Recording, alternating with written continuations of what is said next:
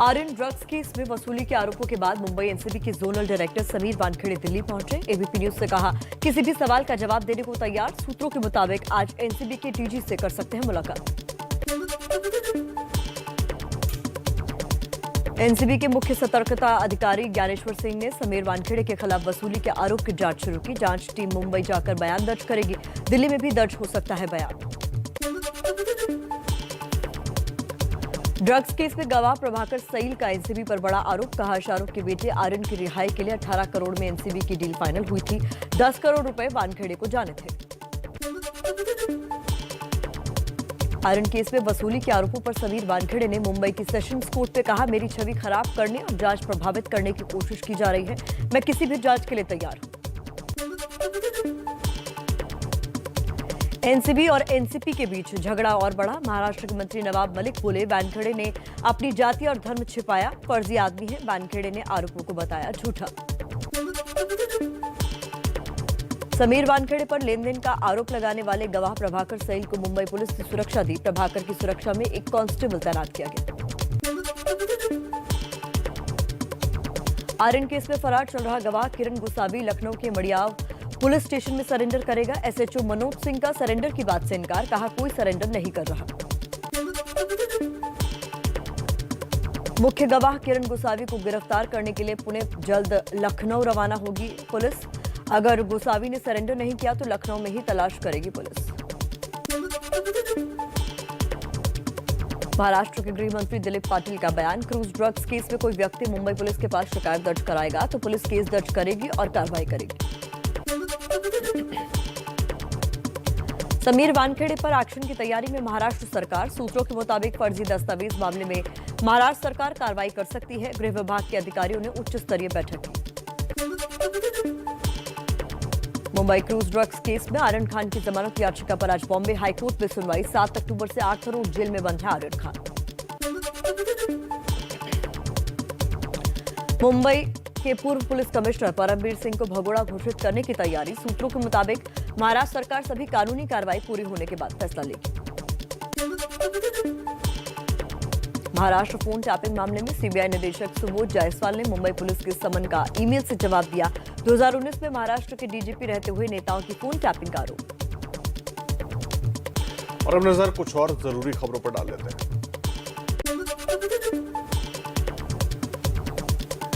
जम्मू कश्मीर के पुलवामा में आतंकी हमला। आतंकियों ने काकापोरा इलाके में ग्रेनेड से सेना के काफिले को निशाना बनाने की कोशिश की। गृहमंत्री अमित शाह ने पुलवामा के लेथपोरा सीआरपीएफ कैंप में शहीद जवानों को श्रद्धांजलि दी। जवानों के साथ खाना भी खाया।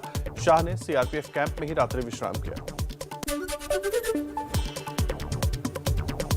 सीआरपीएफ कैंप में गृहमंत्री अमित शाह ने जवानों का हौसला बढ़ाया। कहा, आपकी बहादुरी की वजह से देश के लोग घरों में चैन से सोते हैं। मैं यहां जवानों के सुख दुख में शामिल होने आया हूं। श्रीनगर में हुंकार भरने के बाद गृहमंत्री अमित शाह डल झील पहुंचे। हाउस बोट फेस्टिवल का किया उद्घाटन। क्रूज की सवारी का भी लुत्फ उठाया। कश्मीर में गृहमंत्री अमित शाह का बेखौफ अंदाज दिखा। श्रीनगर में मंच पर लगा बुलेट प्रूफ ग्लास हटवाया। बोले, दिल से डर निकाल दीजिए। आतंकवाद मानवता के खिलाफ है और हम इसे बर्दाश्त नहीं कर सकते। श्रीनगर में सिविल सोसाइटी के लोगों से मिले अमित शाह। लोगों से बोले, डर निकालिए। मैं यहां बिना बुलेट प्रूफ जैकेट के आपसे दिल खोलकर बात करने आया हूं। जम्मू कश्मीर दौरे के तीसरे दिन अमित शाह ने खीर भवानी मंदिर में पूजा अर्चना की। माता की आरती के बाद मंदिर की परिक्रमा भी की। प्रधानमंत्री मोदी की अध्यक्षता में आज शाम 4 बजे केंद्रीय मंत्रिपरिषद की बैठक। चुनावी राज्यों में चल रहे केंद्र सरकार के प्रोजेक्ट्स की समीक्षा होगी। यूपी को पीएम मोदी का तोहफा। अपने संसदीय क्षेत्र वाराणसी में 5000 करोड़ से ज्यादा की योजनाओं की शुरुआत की। सिद्धार्थनगर में यूपी के 9 अस्पतालों का लोकार्पण किया। पीएम मोदी का समाजवादी पार्टी पर निशाना। बोले, परिवारवादियों ने यूपी में भ्रष्टाचार की साइकिल चलाई। अखिलेश का पलटवार। कहा, हमारी साइकिल महंगे पेट्रोल से नहीं चलती, इसलिए सरकार परेशान। यूपी के अयोध्या दौरे पर दिल्ली के सीएम अरविंद केजरीवाल आज सुबह रामलला का दर्शन करेंगे। कल सरयू घाट पर की आरती। भाषण से पहले लगाया जय श्री राम का नारा, कहा सबको मिले अयोध्या आने का सौभाग्य। यूपी में साथ मिलकर चुनाव लड़ सकती है अखिलेश यादव और ममता बनर्जी की पार्टी। समाजवादी पार्टी टीएमसी के लिए कुछ सीटें छोड़ सकती है। यूपी में कांग्रेस को एक और बड़ा झटका, ललितेश त्रिपाठी ने थामा टीएमसी का दामन। सिलीगुड़ी में ममता और अभिषेक बनर्जी की मौजूदगी में ली पार्टी की सदस्यता। मिशन यूपी पर आएंगी बंगाल की सीएम ममता बनर्जी। छठ पूजा के बाद पीएम मोदी के संसदीय क्षेत्र वाराणसी का दौरा करेंगे। चलिए कुछ और सियासी खबर आप तक पहुंचाएं तेज रफ्तार में। यूपी की चुनावी लड़ाई अब अस्पताल पर आई। कांग्रेस महासचिव प्रियंका गांधी का ऐलान, सरकार बनी तो 10 लाख रुपए तक का इलाज फ्री होगा। तारापुर उपचुनाव को लेकर एक्शन में एनडीए। कानून मंत्री प्रमोद कुमार और बीजेपी प्रवक्ता जयराम विप्लव का जनसंपर्क अभियान। तारापुर में उम्मीदवार के लिए मांगे वोट। बिहार के सीएम नीतीश कुमार का लालू यादव पर निशाना, बोले हमें वोट देंगे तो हम आपका विकास करेंगे, उनको वोट देंगे तो वो अपना विकास करेंगे। आरजेडी नेता तेजस्वी यादव का दावा, उपचुनाव में जनता ने आशीर्वाद दे दिया, अब चुनौती कहां रही। यह आरजेडी नहीं, जनता और सरकार के बीच की लड़ाई है। तकरीबन 3 साल बाद बिहार उपचुनाव में प्रचार करेंगे आरजेडी सुप्रीमो लालू प्रसाद यादव। 27 अक्टूबर को रैली को संबोधित करेंगे। जमानत मिलने के बाद पहली बार पटना पहुंचे लालू। पप्पू यादव का लालू यादव पर निशाना, कहा पुत्र मोह में धृतराष्ट्र बन गए हैं लालू यादव, आज भी उनके लिए परिवार ही सब कुछ है। बंगाल में बीएसएफ का अधिकार क्षेत्र बढ़ाने पर ममता बनर्जी का गैर जिम्मेदाराना बयान, बोली पहले 15 किलोमीटर था तब अंदर आकर गोली चलाते थे, अब उन्हें 50 किलोमीटर तक लाने की कोशिश है।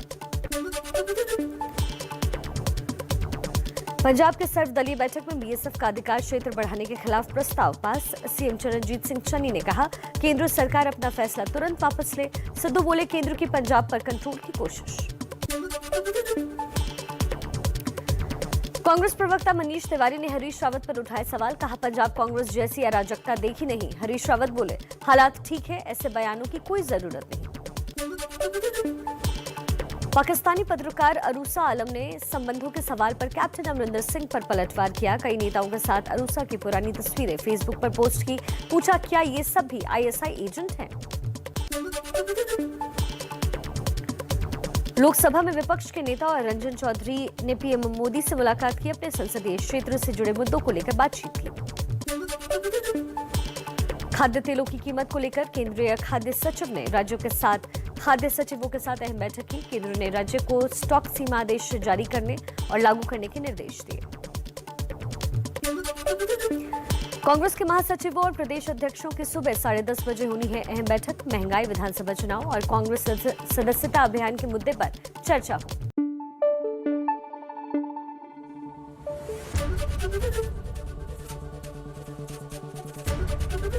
एबीपी न्यूज आपको रखे आगे।